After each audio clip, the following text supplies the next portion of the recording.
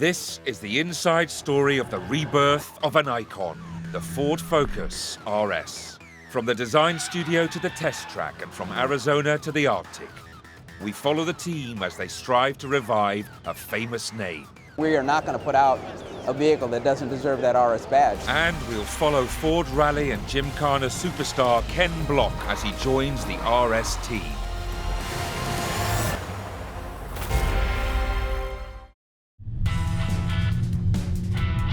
It's June 2015 and the Goodwood Festival of Speed in southern England. Huge crowds have gathered to witness the RS make its debut on the famous hill climb, driven by Ken Block. This is such a great place, you know, with around 60,000 people out there today. It's very cool to get out and show it off. The development has come a long way. The engineers have really been able to get more of a feel that I like with the way that the front end is turning in. There's a lot of response from the car, and the sound and the power has really come a long way too. I really feel like the car has progressed to a really, really good point. Really look forward to getting one at home where I can really drive it on the twisty roads that I know.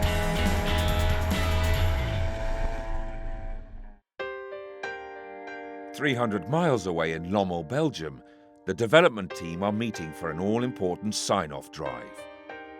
Ford's senior executives have flown in from across the world to deliver their verdict. This is one of the first prototypes that we built on the assembly line, and so theoretically everything is done and it's all here. So we're going to go out and test drive it today and see if we've achieved what we wanted to achieve and see if we truly are done as we get ready to get these into people's driveways. We know the car really very well. We've lived with it for 2.5 years. We know what it's capable of. We've been driving these production representative vehicles for a number of weeks, and we know what they can do. We believe that the product will speak for itself. So from that point of view, I think we are all not so nervous.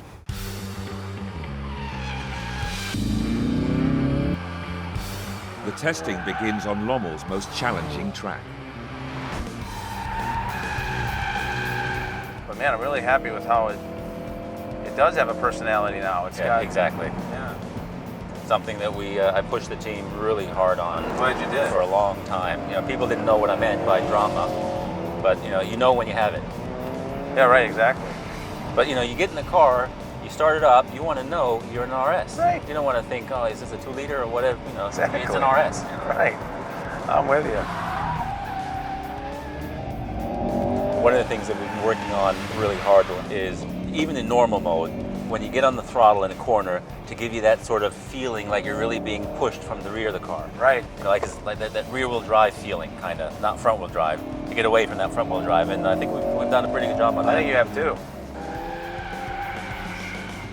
Joining the drive from Cologne, Germany, is Joe Backeye. In charge of product development for Ford in Europe, he's worked on generations of fast Fords.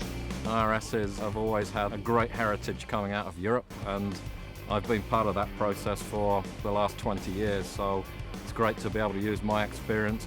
It needs to be fun to drive, not just on the limit, but in normal driving. That's always been one of the highlights or the signatures of a true RS. This vehicle is very easy to drift. I mean, it feels safe to do it in. You don't feel frightened of it. Absolutely. Some vehicles that just snap out and you can't control them. Not this. Even if you are not a professional driver, even a normal customer is relatively quickly capable of doing that. Feel here in those corners, when you have the impression you're a bit too fast, just put your foot on the accelerator pedal and it stabilizes itself. It's probably enough fun. It is indeed. Hot off the plane from Detroit is Raj Nair. Responsible for every Ford product across the world, he has the final say. Will he sign off the new RS? Oh, this is sport mode? Yeah, this is Oh, sport that's mode. much better. Yeah. This is just normal. Oh, that's sport awesome. Love it. I mean, there's a still, right there is perfect, right there. Yeah. That is awesome. Yeah. How far over is drift mode from that? You want to try it? Yeah. Yeah.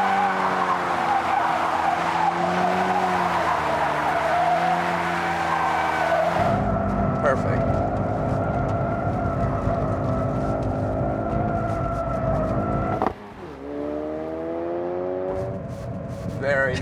Tyrone. But not everything is perfect. This is really not good in normal. In normal mode, yes. Even this light stuff in normal mode, Yeah, it's not good. yeah. Is that it? That's it. Wow, that is horrible. Yes. Yeah, the pedal modulation's not good, even under the hard braking. Yeah. It feels a little weak. All right. I think I've seen what I need to see. With his drive complete, Raj delivers his verdict. I'm just really amazed at how well you guys have gotten the drive modes from where we were, and it had me really, really worried, to where we're at right now. Sport was fun. Track was probably not as fun, but actually what you need at the track. And drift is just a ball. In normal mode steering, it's really spongy off center. But in sport mode, it's perfect. Brakes, I found it really hard braking. It wasn't really, biting enough at that pressure level. So the whole thing is kind of disconcerting that you're not getting a good feel. Pops and burbles. There just aren't any. The car just needs to have a little bit of that character. It's all about character. Not more than a little bit, it needs to exude it.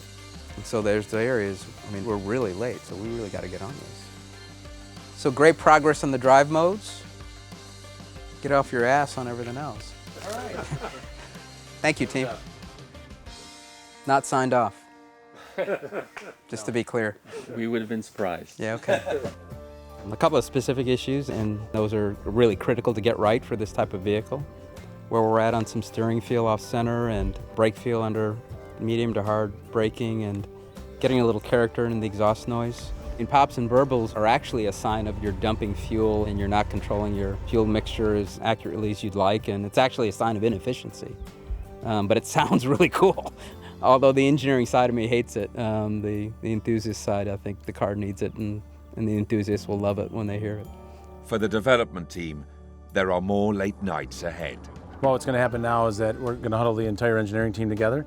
We're going to work on the few issues that we've talked about and that we identified, and we'll figure out how we're going to get them fixed very quickly. Raj is absolutely correct. They are important. We can't sell the car without those fixes. We have the fixes ongoing, and we'll get it done. Next time, we're back in the US. After 6 weeks hard labor, will the RS finally get the green light? It's a big day.